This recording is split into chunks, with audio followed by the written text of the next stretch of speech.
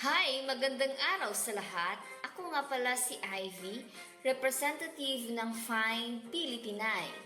Ang Find Pilipinay ay isang dating website na nakikipag-date na nagpapadali ng koneksyon sa pagitan ng mga babaeng Pilipina at mga tao mula sa iba't ibang panig ng mundo.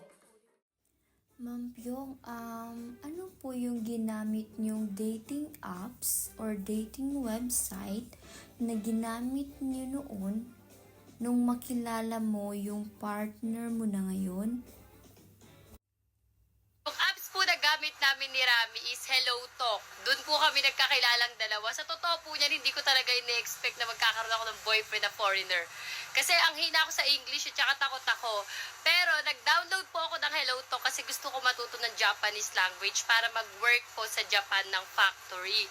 And then si Rami naman po, nasa Hello Talk po siya para naman po matuto ng Tagalog kasi yung iba niyang client po sa Australia is Filipino. So ayun, dun kami nagkakilalang dalawa sa Hello Talk.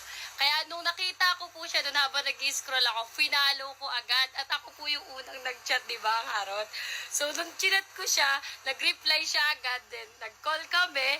So yun na.